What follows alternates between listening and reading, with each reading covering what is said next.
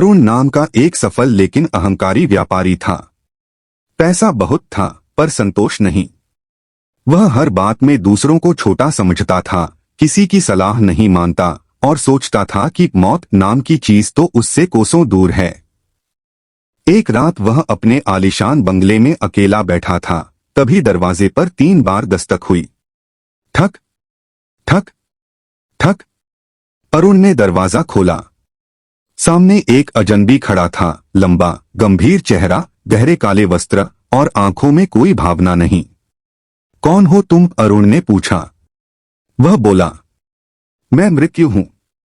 तुम्हारा समय समाप्त हो गया है। अरुण हंस पड़ा। अभी तो मैं जवान हूं, स्वस्थ हूं, अमीर हूं। अभी कैसे मर सकता हूं?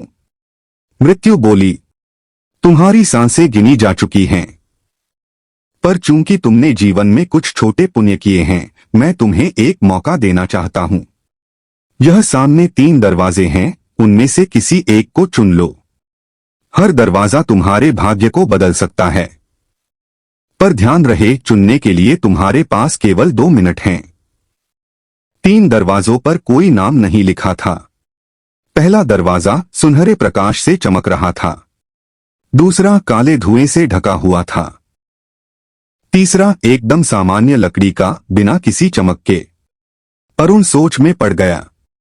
उसने सोचा, सुनहरा दरवाजा शायद मुझे अमरता देगा, पर क्या यह धोखा भी हो सकता है? काला दरवाजा शायद नरक हो। साधारण वाला? नहीं, मैं खास हूं। अंततः उसने सुनहरा दरवाजा खोला। भीतर अंधेरा था और एक आवाज आई, तुमने फिर वही गलती की जो जीवन भर करते रहे। बाहरी चमक पर विश्वास और अंदर की सच्चाई को अनदेखा। अब पछताने का समय नहीं है। मृत्यु बोली, तुमने फिर से दिखावे को चुना। साधारण दरवाजा ही मोक्ष का मार्ग था।